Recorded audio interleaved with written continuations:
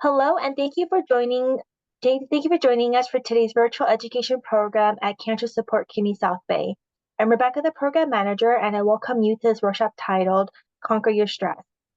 Before we begin, if this is your first time joining us, CSC South Bay's mission is to ensure that all people impacted by cancer are empowered by knowledge, strengthened by action, and sustained by communities so that no one faces cancer alone. We serve the South Bay, Long Beach, and Orange County area all at no cost. Our program includes support groups, networking groups, healthy lifestyle classes, social activities, and educational programs like this workshop. Educational programs are open to all. If you'd like to hear more about our services or join our community, please visit our website at cscsouthbay.org. Without further ado, I'd like to introduce our workshop speaker. Dr. Kathy Gruver is an award-winning author, professional speaker, and ACC certified coach with over 30 years of experience in mind-body medicine and human behavior. She has written 8 books, which have garnered 12 awards, hosted a TV series based on her first book, delivered 2 TEDx talks, and developed a stress reduction program for the U.S. military and co-hosts the Fire and Earth podcast. She has earned her PhD in natural health and has studied mind-body medicine at the famed Benson Henry Institute for Mind-Body Medicine at Harvard. Thank you so much for being here with us today, Dr. Gruver. Thank you so much for having me. I'm actually really excited to be here with you all. And thank you so much for having programs like this and for supporting the community that you do.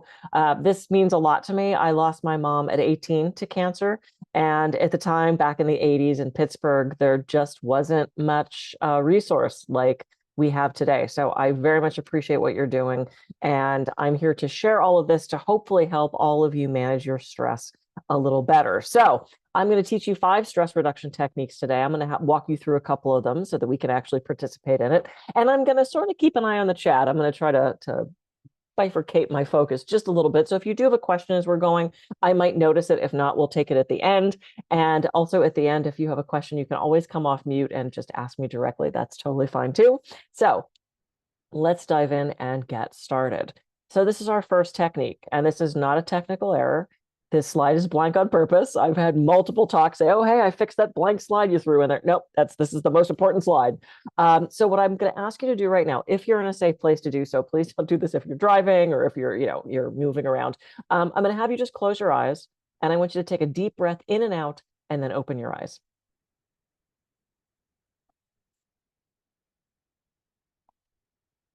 Cool. Perfect. You guys did that wonderfully. I'm going to have you do that again, but this time I'm going to give you a little bit of instruction. So I want you to do that breath again, but this time I want you to really watch it. And what I mean by that is I want you to observe the breath as if you're watching someone else breathe. And here's what I want you to look for. I want you to see if you can notice where that inhale starts and stops, and there's a little pause at the top of the breath, and then where that exhale starts and stops, and there's that little pause at the bottom of the breath. So go ahead and take that breath with your eyes closed in your own time, and then open your eyes when you're done.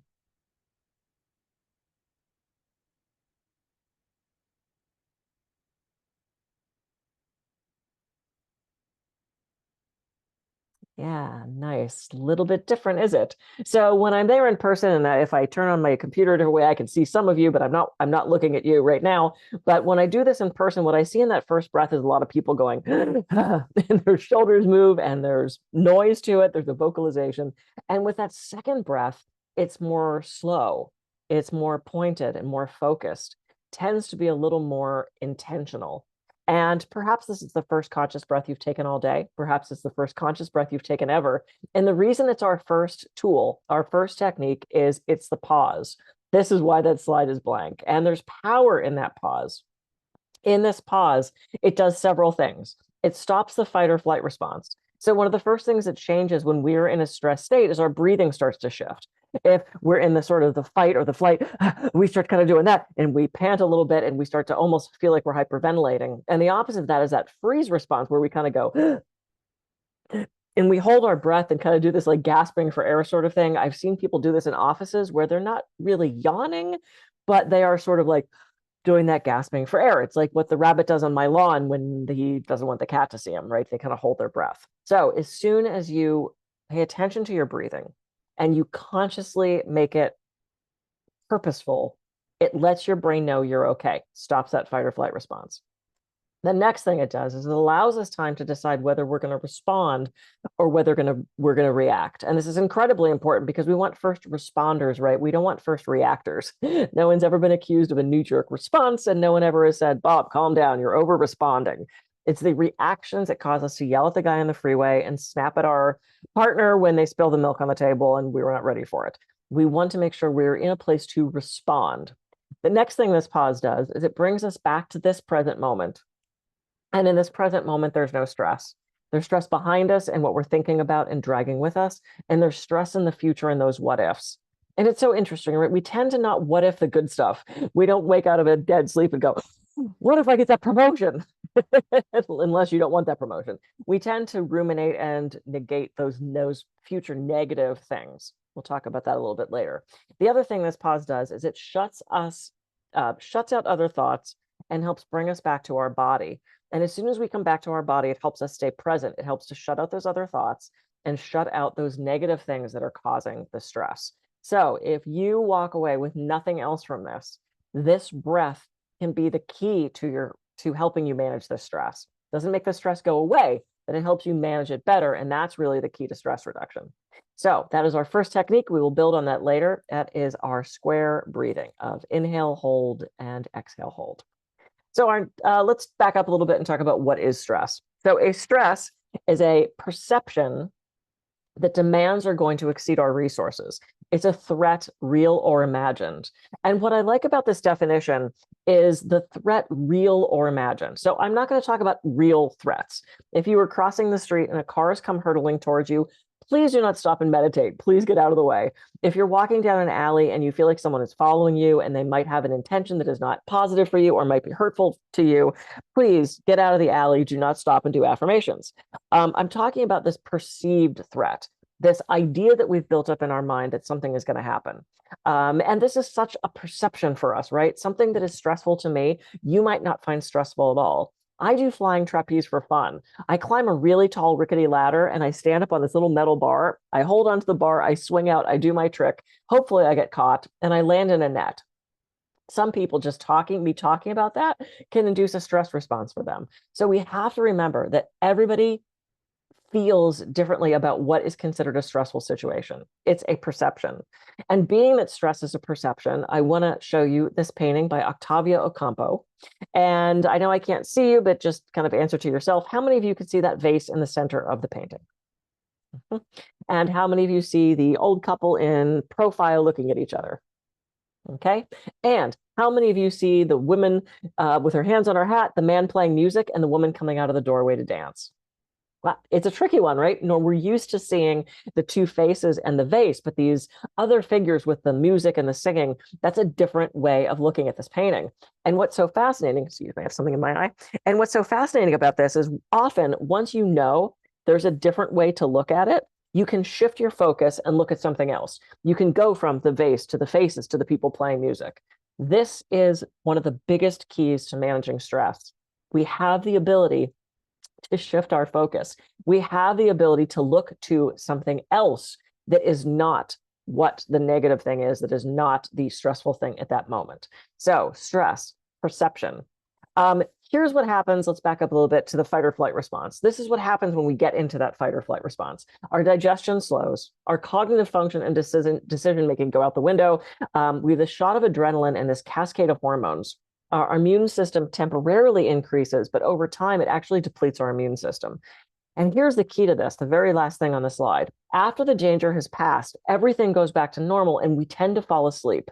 If you look at animals who get into a fight, or ducks particularly do this really well, they get into a fight, this quack, quack, quack, and they're at each other, and then they both swim away and they kind of do this.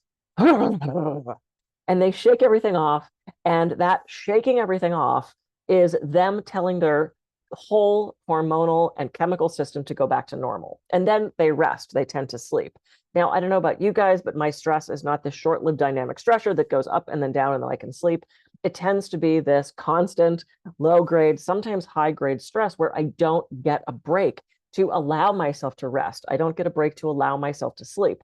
And so often I have clients who are go, go, go, go, go, go, go, go, go, and they go on vacation, and what's the first thing that happens? They get sick.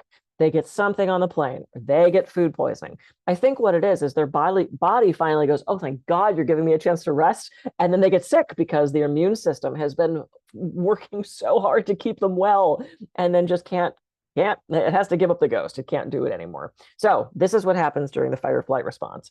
And these are some of the things that fail when we're stressed. Memory, reason, and logic, our cognitive function, again, goes out the window. Digestive, immune system. We tend to take more dangerous risks when we're stressed. They've done studies on this. You get into such a place where you're like, oh, who even cares anymore? And you keep pushing your luck, pushing your luck, pushing your luck. Sleep suffers our patience. We tend to be very impatient with people. Self-control and limit setting. We lose the ability to take responsibility if something goes wrong. We tend to blame other people for things. And again, we lose that ability to respond. We tend to get reactive. Here are just some of the warning signs of stress. I list these out because our body seeks to make these things normal. Our body seeks homeostasis. So sure, if we're, every once in a while we get a headache, every once in a while we get a little bit bossy, every once in a while we smoke a little crack. Just me. Okay, that's a joke. But every once in a while we all experience these things. The key to this, though, is if you find these are happening consistently, if these are happening in your friends, in your family, in yourself, in your kids, in a colleague, it's important to recognize that this means that something is going wrong. If you're so used to your shoulders up to being around your ears and the clenching the jaw and the not sleeping, it might be a sign that you're dealing with stress, that you're dealing with resistance to change, and it's time to ask for help or to reach out to someone who you're seeing this in yourself. I do a lot of radio and TV, and I had called in from here. I'm in Santa Barbara, by the way. I had called in from here to a show in Chicago a couple of years back, and the guy said, hey, Dr. Gruver, why don't we start by going over some of the warning signs of stress? And I went, great.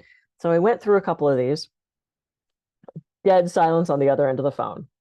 And nothing says good radio like absolute dead silence. So I waited just another second, and I was like, are we still on the air? Did we lose our feed? Again, silence. And then I hear, oh no. And I said, oh no, do you need me to call back in? Are we off the air? And he says, no, I'm stressed. I had no idea. He didn't recognize all these things that he thought was normal was a sign that something was wrong. So again, if you see these, please reach out and ask for help. Or if you see these in someone else, let them know that you're noticing and that you're there for them. Also, if any of you want these slides, I'm more than happy to send you these slides afterwards. If you want to take pictures of the screen, that's totally fine too. It's whatever works best for you. Now, what do we do about stress, right? We talked about what it is, how it affects you. What should we do about it? Well, we can do any number of things. We can meditate, we can get a massage, play games, spend time with friends, visualization, affirmations, the breath work that I just taught you. Here's the most important part of this, though. It's really about learning to relax, whatever that means to you. I don't know any of you personally. I don't know what relaxation looks like to you. But I will tell you, if you're forcing yourself to do something that is really not what you want to be doing, you're probably not going to haul your butt out of bed at 6 a.m. to do it. You want to make sure this is something that really speaks to you, something that works for you. And I don't care what it is, but I do encourage you to do something. And I know there's tons of resources through this organization of things like movement and Reiki and circles, and I know there's sometimes music and art and things like that. Step into whatever is going to help you manage your stress. I have a girlfriend, her idea of stress reduction and relaxation is she lays in a chaise lounge. And she just lays there. And I wonder what she did wrong and who put her in timeout and when she's going to be allowed to get up and go do something. To me, that sounds like torture. I don't want to just lay in a chaise lounge. I want to go do flying trapeze, or I want to go for a walk, or I want to spend time with my husband playing games, or I go do aerial silks, or it doesn't have to be something physical. It can be whatever you like to do to help relieve your stress, painting class, listening to music. So do whatever's going to work for you to make sure that you can decrease your stress. And I'll give you a couple more techniques.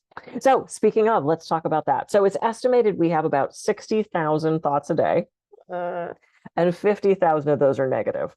I do not do math. I was a theater major, but I've been told that's 80%. And 80% negative thoughts leads us to 80% negative things happening in our lifetime, in our life around us, right? So many people are prone to negative thinking, right? We're surrounded by things scary in our environment. Maybe we were raised that the world is a dangerous and unsafe place.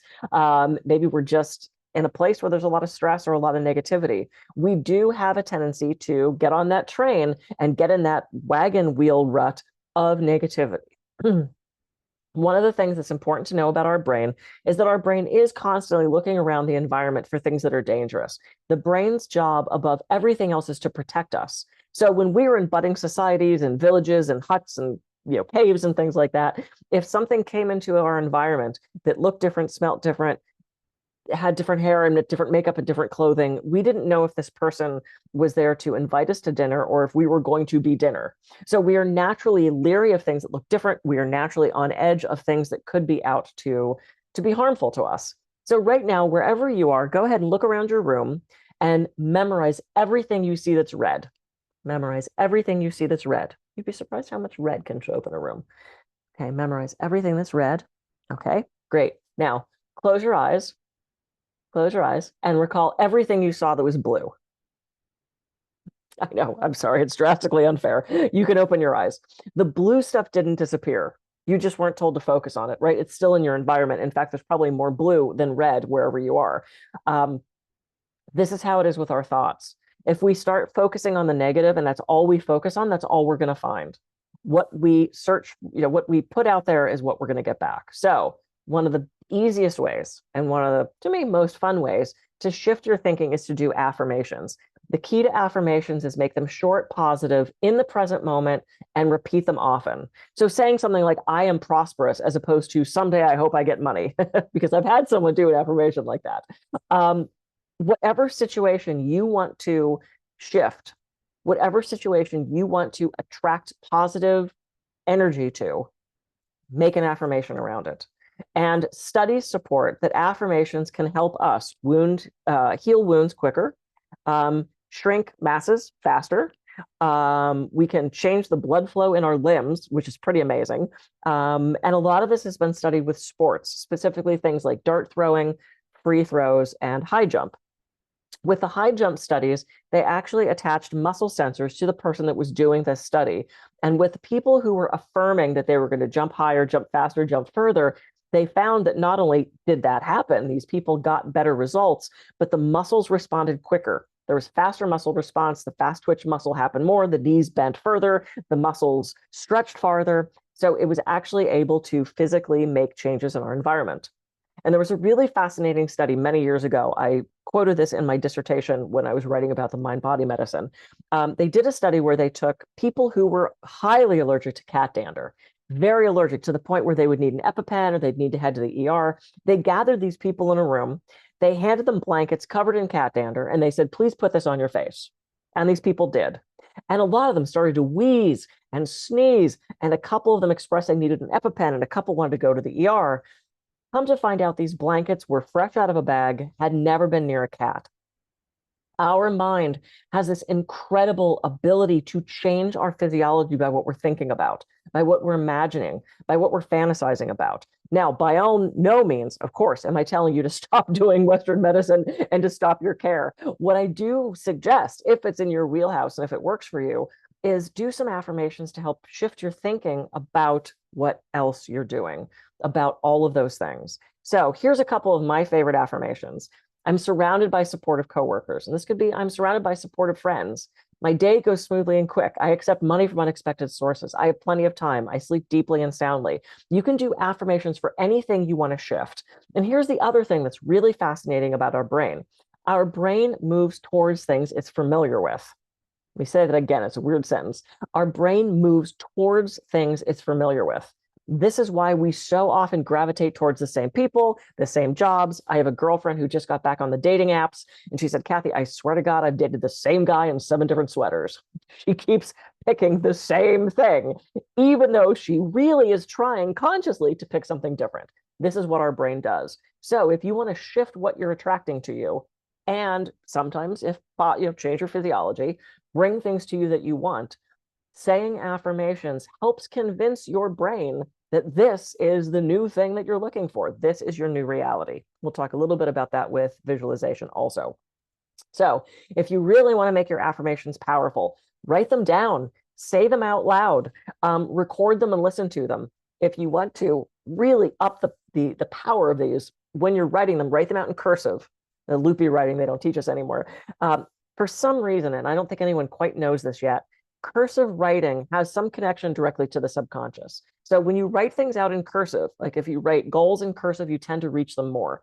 If you write your affirmations in cursive, they tend to happen quicker. If you write out your to-do list in cursive or your shopping list, you tend to get more done. You remember more things.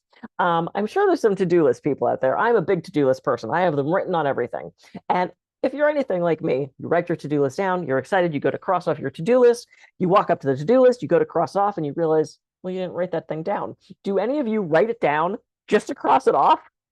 Yes, I want credit for that. I want that dopamine hit every time I cross something off my to-do list. So if you want to do your affirmations really, really powerfully, write them down that last half hour before you go to bed in cursive. That last half hour is a very important time for our healing. It's when our brain is shutting down. It's when we're pruning things from the day. We're deciding what is a memory, what we're going to ruminate on overnight, what problems we're going to try to solve. Because there's a lot of people that actually solve problems and come to solutions in their sleep because their brain's still working on it. So if you do these affirmations right before bed, overnight, your brain's going to work on these things and it's going to start to give you those things that you're looking for. It's an incredible thing. And you know what? There's no side effects, there's no prescription needed. At the very least, it shifts you out of the negative and into the positive, which means it's stopping that fight or flight response, which is better for you all over. So if nothing else, it makes you feel better. Ah, I love this cartoon. I'm learning to relax, Doc, but I want to relax better and faster. I want to be on the cutting edge of relaxation. This is me. I'm a little type A, little type A. I grew up on the East Coast, which means I talk fast. I apologize. This is one of the reasons we're recording this. I walk fast. I eat fast. My brain goes a mile a minute. And my entire life, people said, you should meditate. You should meditate. You should meditate. So there's a couple problems with that. First of all, any sentence you have that starts with you should, not the best way to communicate because it alienates people. It puts them on the defensive. Saying something like, have you considered meditation? What do you know about meditation? Do you think you would like to try meditation? Much better way to approach something like that. So should, we're shooting all over ourselves. Let's not shoot all over everybody else. The second thing is no one ever explained why or how meditation would help or how to do it. They just said, I should do it. And I had all these misconceptions about meditation. Thought you had to sit a certain way. That part I had down. Dancer, I can do the cross-legged thing. And I know you had to touch your fingers together, but I didn't know if you touched the wrong one, like you got sucked into an alternate realm, like a video game or something. That was mildly terrifying. And then you put your tongue somewhere, back of the tongue, back of the teeth, roof of the mouth, I don't know where that went. And then you had to close your eyes, but you looked back here, you had to roll your eyes back in your head, and it always gave me a headache. I didn't like how that felt at all. And if it itched, you couldn't scratch it, and if it cramped too bad, and then you floated away into a million bubbles. And that's what I thought it was. And I'll tell you, I sucked at it. I was really terrible at it because I would try. I seriously did try. I'd sit down on the pillow, got the legs down, pick a finger, hope for the best. And one of two things would happen. I would decide I'm going to meditate. I'm like, today's the day. And I would sit down and it would go something like this. Okay, here we go. We're going to take 5 minutes. You can do 5 minutes. We're going to meditate. Okay, I can do 5 minutes. 5 minutes is easy. Come on. Okay, you're thinking. Nope, stop congratulating yourself. You're not doing very well. Let's just be quiet. Nope, you're thinking. Nope, you're thinking again. Geez, now you're thinking about not thinking. I don't think that's right. Okay, just breathe. Concentrate on your... Is that a car alarm? No, seriously, I'm trying to meditate and there's a car alarm.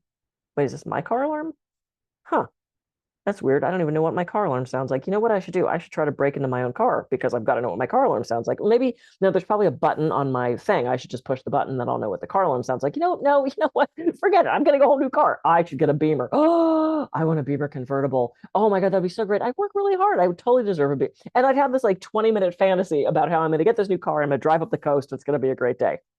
The other thing that would happen, I'd sit down, I'd pick a finger, hope for the best, and it would go like this. Oh, I got to call that guy back. And I would jump off the pillow and remember to go make that phone call. And I thought this was fabulous because my very driven type A, at that time, workaholic self thought, oh man, if you quiet your thoughts enough that you can remember to go do that thing on your to-do list, cross it off, this is great. So I started every day doing my to-do list meditation. I told people about it. I was saying how great it was. And finally, this one woman goes, yeah, I don't think that's what it's for. I was like, ah, darn, because I really liked it. So when I found myself sitting at Harvard for the first time, there's a woman who said, now we're going to meditate. And I thought, oh, crap, here we go. You know, the fingers and the bubbles and the eyes and the tongue. And, she said, there's two rules of meditation. And I was very excited by that. I hoped one was sitting, but it turned out the two rules were focus on something repetitive. And when thoughts move through, dismiss them without judgment. And I loved that because it was when thoughts move through, not if, because they're going to.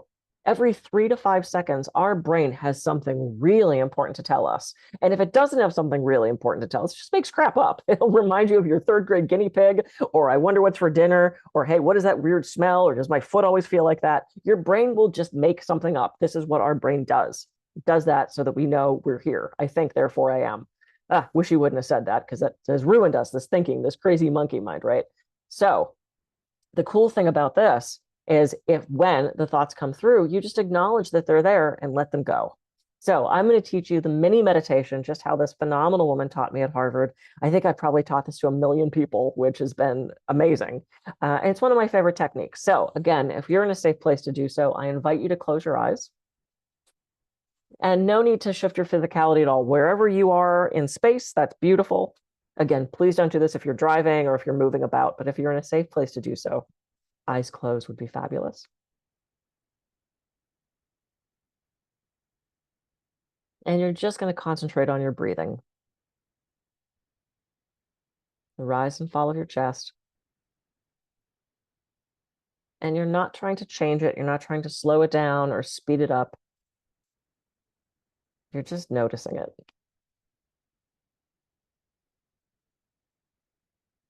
And on your next inhale, think, I am.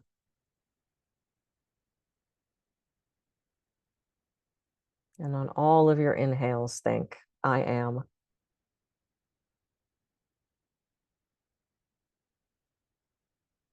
And on your next exhale, think, at peace.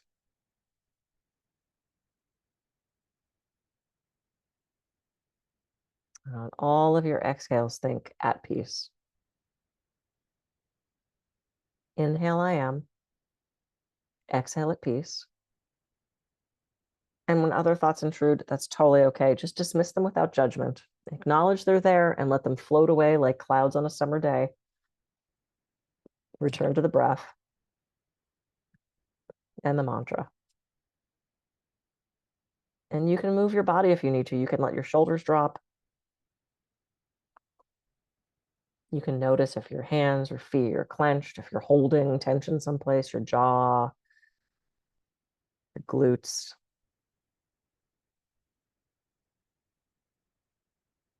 And when those thoughts intrude, just bring yourself back to that breath, to the I am at peace.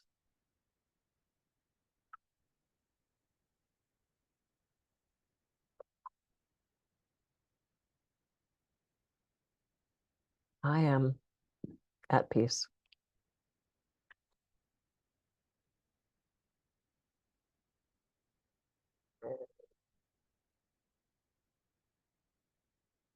Beautiful. And go ahead and do one more. Inhale, I am.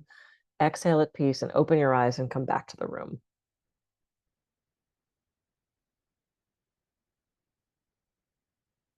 Beautiful. You all did great. It's such a simple technique. It's not easy because we still have to put the work in to do it, but it's so simple. And after I took that class and I was taught that meditation, it was sort of my gateway to being able to do the seated formal meditation. And I still do that, not every day. My husband and I swore starting tomorrow, we'll get back to every day. But I do the mini throughout the day. I was doing it while you were all being let in the room and the introduction was being read. I do it in the car. Don't close your eyes. It creates a whole other set of problems. But when I'm sitting in traffic and I think I'm going to get to go through the intersection and the light turns yellow and the guy in front of me slams on the brakes when I thought I was going to get to go too, I get frustrated and I can sit there and be mad. I can't get out and move him. They don't like when you do that. So I take my hands off the steering wheel and I look up at the red light and I think I am at peace and I breathe until the light changes. So rather than putting myself into a fight or flight response that is not worthy of a fight or flight response, I turn it into a meditation. And I encourage you to do that. This is something you can do throughout the day. It stops the fight or flight response. It reverses all those sort of side effects of stress. It brings you back to the present moment. And the cool thing about meditation, and I don't know who said that the point of meditation was to blank out your thoughts, because that's not the point of it. I'd like to have a conversation with them because it also makes people not want to do it. because it's hard to do that. I had the huge privilege of studying with Thich Nhat Hanh, who was probably the most well-known monk next to the Dalai Lama. And he said there were days he couldn't meditate because he couldn't get his brain to turn off. And I thought, wow, dude, you have one job, which is to sit around and meditate. And if you have trouble with it, I have to be a little more gentle with myself. We have to be gentle with ourselves with these new practices, because you're going to have days where you rock this and you could do 5 minutes without one thought. And then there's going to be days where you get to I am, and before you even say at peace, there's other thoughts intruding. And that is totally okay, because this just starts to help train us to recognize that we get to decide what thought we attach to. It's like being at the baggage claim at the airport. You don't pick up every piece of luggage. You go through, that's not mine, that's not mine, that's not mine. Oh, that's mine. You get to do the same thing with your thoughts. So you're training yourself not to do what's on the pillow, but you're training yourself for what's off the pillow. We talk about this in yoga too. It's not what you do on the mat, it's what you take off the mat. So this is one of those exercises that you can do every day. You can do them in the moment if you need to stop stress in that space. If you need to get up, speed of your speaking. Oh, I'm so sorry, honey. Yeah, I do talk fast. I was trying to actually very consciously slow it down. So I will try to be better with that for you. Thank you for bringing that up. Okay, where'd my thought? Blanking out thoughts. Oh, no, I've lost my train of thought. Okay. Knowing that you can do this in the moment for in the moment stress reduction, or this is something you can share over time and it builds on itself and it leads to longer term, deeper meditation. And it also helps you recognize, this is I think what I started to say, you get to choose what thought you attach to. You get to decide if you want to hang on to that or not. And Eckhart Tolle, who I'm a huge fan of, says it's not the situation around us that causes the stress. It's the story we make up about the situation. It's those thoughts about that situation that cause the stress. So we get to start to help control that a little bit by the meditation, the breath work, and all these tools. So the next tool is mindfulness. So a lot of people think mindfulness and meditation is the same thing. It's very similar, and there is certainly a mindful meditation, but this is a little bit different. So the way I like to look at mindfulness, and others do too, it's going about any activity with curiosity and focus and bringing in all of your senses. So if you don't have the time for formal meditation, you can turn any activity into a mindfulness practice. So how this might look, perhaps you decide you're going to do the dishes mindfully. So rather than having a podcast running or talking to a friend or daydreaming or singing out loud, you just decide you're going to do the dishes. And so you shut everything else off. You decide you're not going to have any interruptions, and you really bring your senses and the curiosity in. So you turn on the water and you close your eyes, and you could hear the sound of the water rushing into the sink, and perhaps the crackling of the bubbles as the soap starts to make the bubbles, and you hear the clinking of the dishes in the sink. And you take that deep inhale, and you can smell that orange or that lemon wafting out of the sink. And you open your eyes and you can see those bubbles starting to sparkle and form, and you feel the water on your skin, the hot water, the warm water. You feel the dish. Oh, that's smooth. Oh, there's a little piece of food I missed. And this happens to me every time I do this. I put the bottle down and a little bubble goes bloop off the top and it floats towards the ceiling, and there's a little rainbow contained within, and it pops. There's this little spray of water. And you basically realize that you've meditated and you have a sink of clean dishes. And the cool thing about this is you can turn any activity into this. It doesn't have to be something that you specifically set aside time to do, because it's something you've got to do anyway, whether it's brushing your teeth or brushing the cat or dressing the kid to go to school or saying good day or good morning to our partner. We so often just go and we walk away, and we don't actually have that time with them, that good quality time.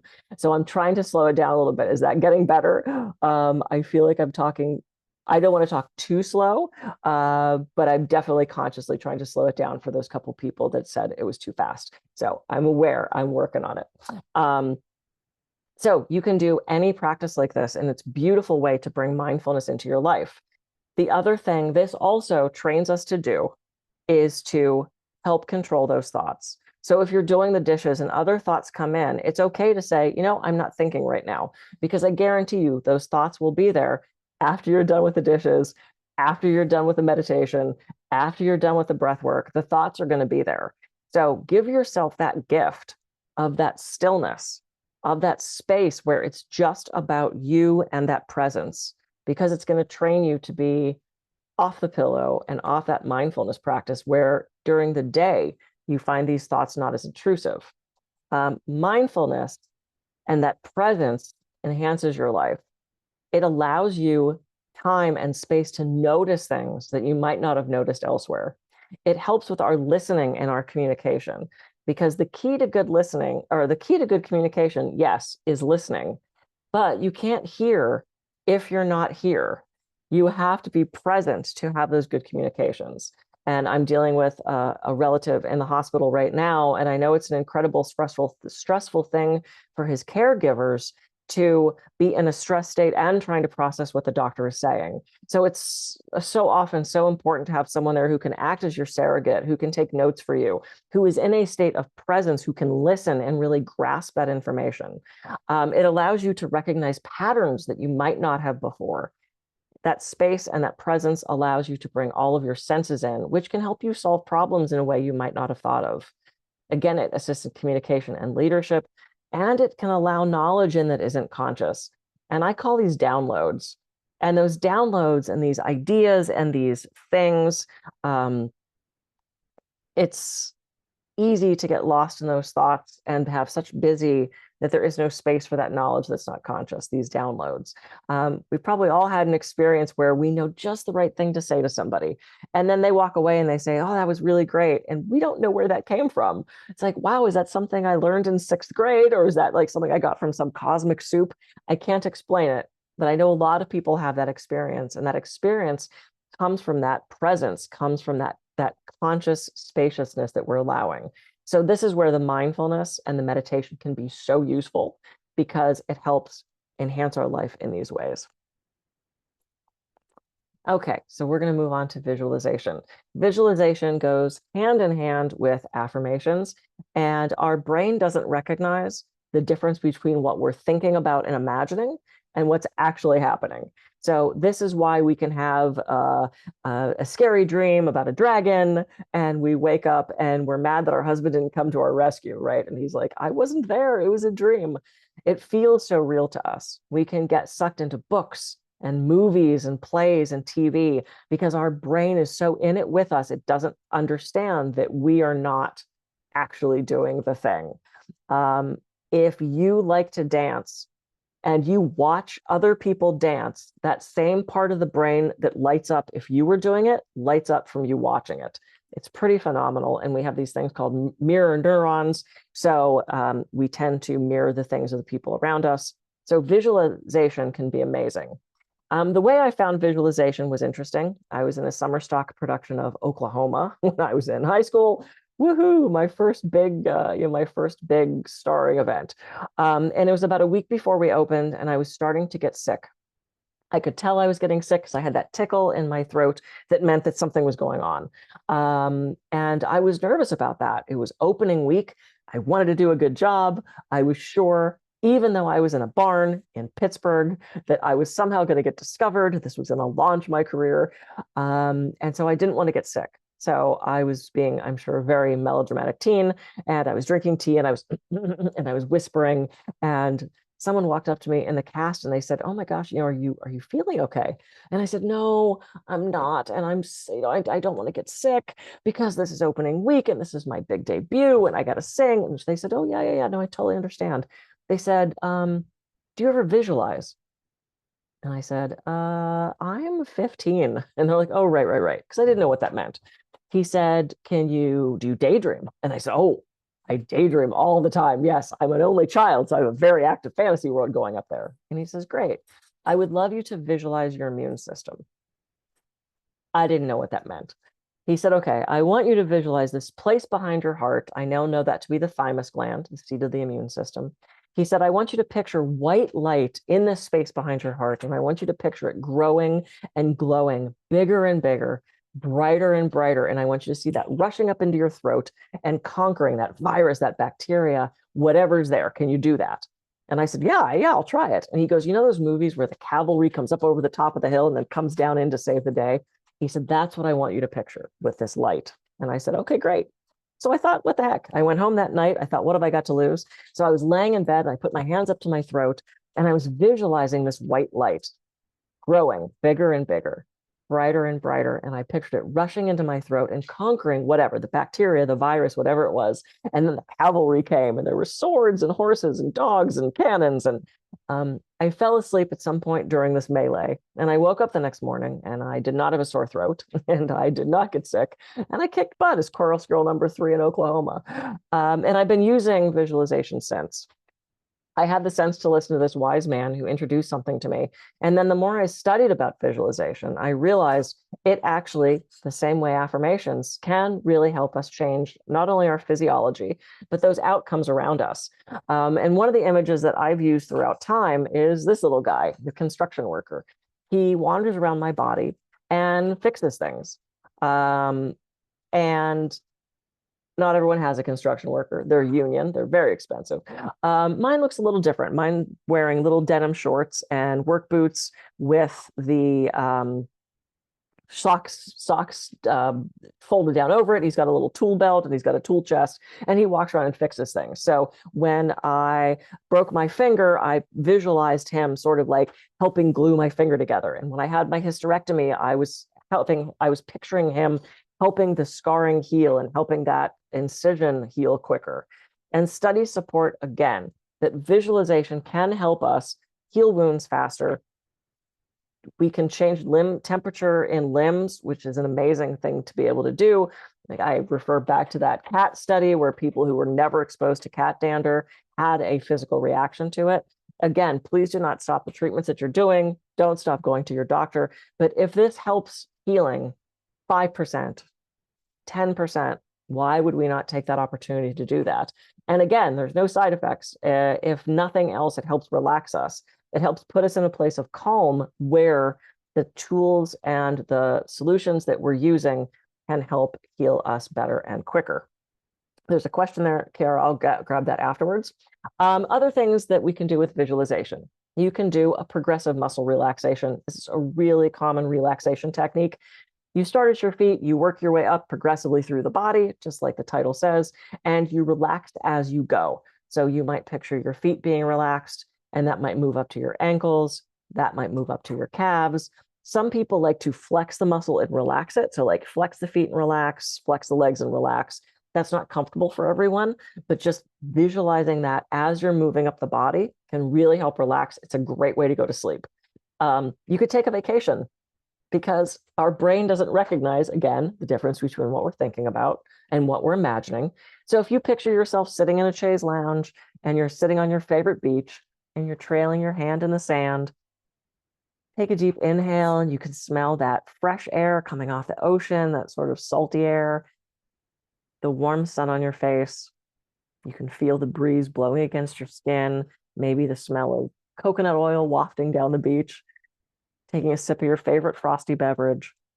Because our brain doesn't know that we're not actually on the beach, we start to relax. Our blood pressure goes down, our heart rate slows, our respiration slows, the immune system boosts. We can do this whenever and wherever we want. And if we do this 5 or 10 minutes every week, we're going to start to shift our perspective and shift our mindset, and we're going to be more relaxed. Something else we can do with visualization is visualize how you would have handled that stressful situation. So when we were kids and we'd screw something up, we'd say, do over, and they go, okay. Kind of hard to do that as an adult. I can't really call the IRS and go, do over. They call that a felony, and they don't like that. So I found a way you can do a do-over as an adult. So let's say that we had an exchange with a friend and it didn't go well and we got a little snippy snotty and we wish we would have handled it differently. Well, we're probably going to be thinking about it anyway. So as you're ruminating about that exchange, go ahead and think about it, but change the ending. Change it in your mind to how you wish you would have responded, because what happens is that becomes a known. And now the next time you're dealing with a similar situation, you're going to handle it differently. You're going to make that type of response, that type of change, something that is more natural for you, that flows more freely from you. The other thing you can do is visualize outcomes. If you want the promotion, visualize that happening. If you want to augment the healing, visualize that working for you. There's numerous ways to use visualization. You can use guided visualization where someone is saying things to you and you're just listening. It's a beautiful way to do it. And for people who can't visualize, so there's a certain segment of the population that actually can't see something in their mind. So if I say picture a cat, they don't see a picture. That's totally okay. That doesn't mean that you can't use visualization. One of the best ways to do this, if you truly have, what's it called? Something phasia, phytophagia, photophagia. They can't see anything. If this is you using guided meditation that is being spoken to you is a great way to do it because you understand conceptually what all of this is. You can feel kinesthetically these changes happening. Because if you can't picture a lemon, that doesn't mean that you have to Google a lemon every time you go to the store. You understand what a lemon is, you just don't see a picture. So just because you can't visualize clearly or elaborately doesn't mean that you can't use visualization. So great thing to do. So let me address one of these questions. Color significance to stress symptoms. I might have you elaborate on that question. The slide that has the little boxes naming the. Oh, no, they just made pretty colors for me. Oh, okay. Thank you. That's a great question, though. No, thank you for asking that. Okay. Let me just get to that question too. Oops, where's my mouse? There we go. Are there specific sequences or times of the day that are most effective for these practices? So that's a great question. A lot of people feel that you should get up and first thing meditate. With formal seated meditation, it really is great to get into a habit where you have the same time of day, the same place. Maybe you have a little spot set up in your house or your room or a corner somewhere where that is your space that you meditate. With something like the mini meditation, I encourage you to do that anytime, all day, every day. Find a place to put it. The downside of meditating before sleep is a lot of people fall asleep because you're tired from the day, and a lot of people just doze off. Even sitting up, they will just start to fall asleep, and then the head goes, and all that. So the practices are effective if you do them. I'm not going to say you should do them at the same time all the time. Are there particular signs to look for that indicate someone may need to adjust their approach? Adjust their approach to meditation. I'm going to go with that's what you mean by that. If that's not right, pop off for a second and correct me. Is it working for you? Do you get up from that session and feel refreshed? Do you get out of that session and feel a little more relaxed? Do you feel that you're responding and not reacting? Are you feeling that you're managing your own thoughts and things around you better? That's a great sign to know that it's working. And if you try the mini meditation and it doesn't work for you, don't do it. Try something else. Try a guided meditation. There's apps all over the place that allow us to tap into other people's expertise so that we don't have to try to make it up. I think that probably answered those questions. If not, please feel free to ask them again. Okay, those were our questions. Beautiful. All right, so we've learned our techniques. We've got the breath work, the mindfulness, the meditation, the affirmations, and the visualization. And I want to end by sharing a little lesson that I learned. So this is me at Stonehenge. I don't know if any of you have ever been there, but it was my dream come true. It's where I always wanted to travel to when I was a kid. I wanted to go to the countryside of England. Dream. And so when I finally had the ability to do so, I checked into tours and trains and all this stuff. And I realized the places that I wanted to visit, I was not going to be able to get to anyway, other than renting a car. So I did. And I drove by myself on the wrong side of the road, on the wrong side of the car, off into the countryside of England. And I had the most incredible day of my life. I started at Stonehenge. For any of you who have been there, it's this magnificent and amazing place. And I was in awe of, one, getting to be someplace I always wanted to be, and two, just thinking about how did these stones get here and what was this used for? And it was an amazing experience. And then I went to Woodhenge right up the street. There's a Woodhenge, if you didn't know that. It's kind of the same thing, but wood. And then I went to Avabury down the road where the entire town is a henge. And you walk through this mile of standing stones, and then it opens out into this huge stone circle that is just kind of interspersed through the whole town. And then I went to Bath because the Roman influence was so huge and important to me. And then I went to a little town called Stanton Drew.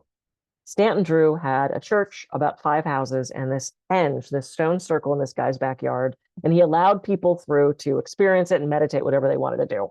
So I walked through this guy's backyard and I sat in this little stone circle in this guy's backyard by myself and I meditated.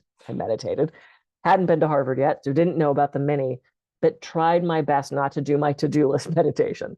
So I was sitting there, time was passing, and I realized if I wanted to get to my ultimate destination, I had to leave. My ultimate destination was this, Glastonbury, the Tor, ancient Avalon. And I was going to climb this hillside at sunset, and I was going to put my arms up in the air, and I was going to get sucked into some ancient and mystical realm. I was on a spiritual quest. I told my friends, I'm like, I'm not coming home. I'm going straight into the book Mists of Avalon. And they said, we will see you Wednesday. So no one bought that this was going to happen, but this really was what I was hoping for. So I leave Stanton Drew, and by this point, I've got this wrong side of the road, wrong side of the car thing down, and I'm driving. I'm about 7 kilometers from my bed and breakfast, and I go around a blind curve, and I notice there's a truck in my lane, and I swerve to miss the truck, and my car hits this low stone curb that skirts the entire countryside of England, and I'm stranded.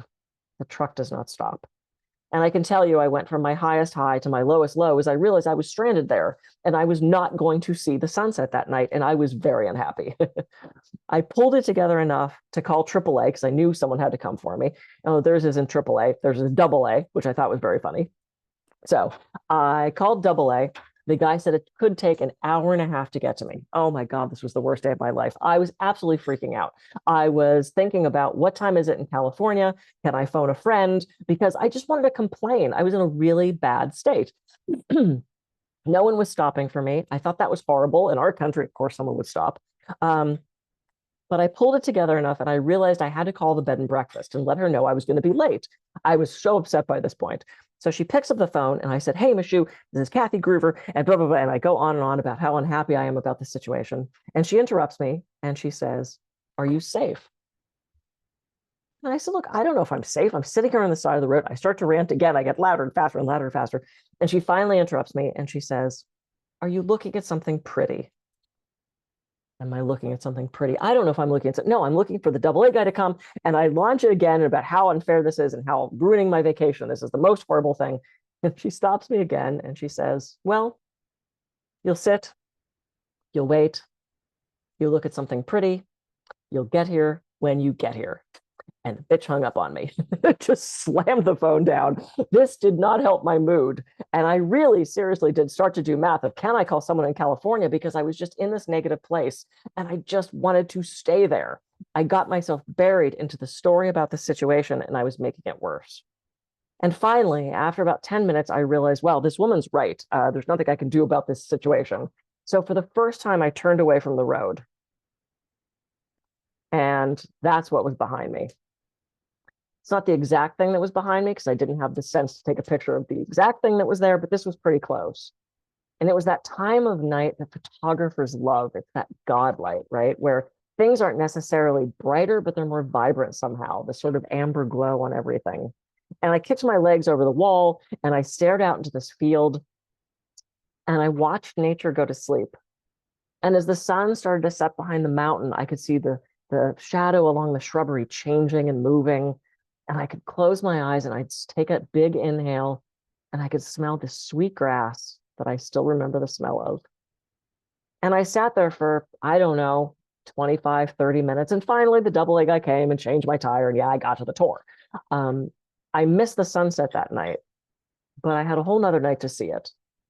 And I realized this spiritual quest I was on had nothing to do with me putting my arms up in the air on a hill. It had everything to do with me having the sense to listen to this woman that told me basically to sit there and shut up and be present, to change my focus, because there's always something wrong.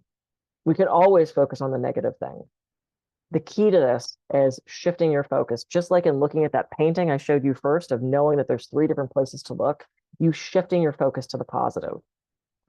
I love this cartoon because the guy on the left is like, wait, we have an outside. You can always choose to look at the negative thing. It's going to still be there. I encourage you to focus on the positive. I'm going to be sitting on the right side of the bus, usually. There are moments I still jump over to the other side. And I teach this, and there's still times where I get lost in the negativity and I get worried and the brain chatter, and I have poopy days of meditation. But I know that the next moment is going to be different, and I have the ability to make a different choice. So that's really the key to all of this, is making a choice of what you allow into your brain, which thought you choose to latch onto. I do have books that are available on my site. Conquer Your Stress at Work doesn't really have much to do with work. It's just simply the 5 techniques that I taught you today. The other books are explained on my website. Journey of Healing is everything I know about health and wellness, some personal stories of growth and evolution thrown in. I have other programs. Those are also on my site. And please feel free to reach out. If you need the PowerPoint, if you need any resources, if you have questions, I'm here to help answer those for you. I'm always available. You could just shoot me an email and I promise you I will respond. I know we have a couple more questions in the chat. So let me check that. Thank you. I appreciate that. My story is relatable. Yes, it's really easy to get lost in those things. Hannah had a question. If I shift only towards positive thinking and notice only the positive, I worry it might prevent me from seeing reality and distance me from real life. What can you advise? Hannah, I will guarantee you real life will still be there. And that's actually a really great question, because just because we're focusing on the positive doesn't mean that we're wearing rose-colored glasses and are immune to the other stuff that's happening. We will still be completely able to be present in dealing with the things as they come up. When the thing is not in front of us, we are going to be looking for more positive things, if that makes sense. So it doesn't get rid of the negative, it'll still be there, but it helps shift our focus so that we're not dwelling in that negative space, so that we have the ability to step out of it. Because when we're buried in it, we can't see as clearly. And in that stressed space, like I said, those warning signs of stress and those sort of side effects of stress, we don't handle things as well. We tend to not listen or hear as clearly. Communication is muddled. We tend to misread body language. We hear things as a negative tone when it might not necessarily be that way. So if we can focus on the positive for as much as we can, then it's going to help train us to manage the negative things in an easier way, in a more graceful way, if that makes sense. Okay, we have a couple minutes left. Any questions? Any other questions? You do have access to this entire presentation. Someone messaged me privately with an email address, and I want to make sure that it's right. Samrio, I don't know if that's spelled properly, so I'm going to write that down and I will make sure to send you this. The easiest thing, so I'm not trying to copy emails down, shoot me an email, literally, Kathy@kathygruver.com. Let me know you want the record or the PowerPoint and I'll send it to you. They will be responsible for getting you the recording, and watch this as much as you want, please. You'd share that with your family as well. Yes, And thank you so much, Dr. Gruver. I just put my email into the chat. So this workshop is being recorded. And